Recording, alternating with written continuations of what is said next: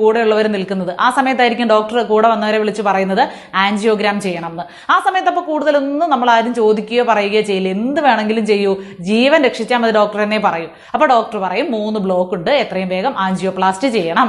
ഒരു ബ്ലോക്കിന് 60,000 വെച്ച് 1,80,000 രൂപയാവും. അത് പെട്ടെന്ന് തന്നെ അടയ്ക്കണം എന്ന് പറയും. അത് സംബന്ധിച്ച് പുറത്ത് വന്ന് കടം വാങ്ങിയോ പണയം വെച്ചോ ഒക്കെ നമ്മൾ കാശടയ്ക്കും.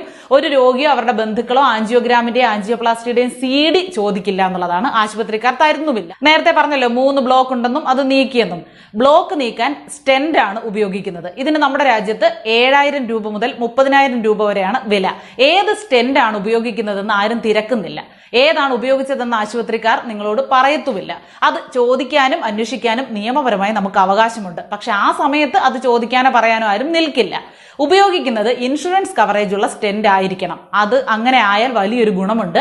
അത് പലർക്കും അറിയാത്ത കാര്യമാണ്. ഉപയോഗിക്കുന്നത് ഇൻഷുറൻസ് ഉള്ള സ്റ്റെന്റ് ആണെങ്കിൽ 6 മാസത്തിനകം വീണ്ടും ബ്ലോക്ക് ഉണ്ടായാൽ അത് നീക്കാൻ 1 രൂപയും കണ്ടെത്തേണ്ടതില്ല. 1 വർഷത്തിനുള്ളിൽ ഹൃദയ ശസ്ത്രക്രിയ വേണ്ടി വന്നാൽ പോലും അതിനും 1 പൈസയും ചെലവഴിക്കേണ്ടതില്ല.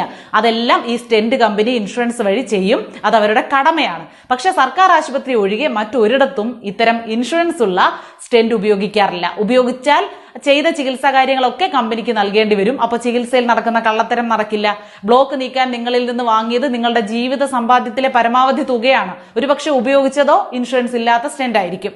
എപ്പോഴും ആൻജിയോപ്ലാസ്റ്റിക്ക് മുന്നേ ഇൻഷുറൻസ് ഉള്ള സ്റ്റെന്റ് ഉപയോഗിക്കാൻ ഡോക്ടറോട് പറയുക തന്നെ ചെയ്യുക. അത് കഴിയുമ്പോൾ ആൻജിയോപ്ലാസ്റ്റിയുടെ CDയും സ്റ്റെന്റിന്റെ ഇൻഷുറൻസ് ഡീറ്റെയിൽസും ആവശ്യപ്പെടുക. ആശുപത്രികളുടെ തട്ടിപ്പൊഴിവാക്കുക. ഈ ഒരു വിവരം നിങ്ങൾ പരമാവധി ഷെയർ ചെയ്യണം കേട്ടോ.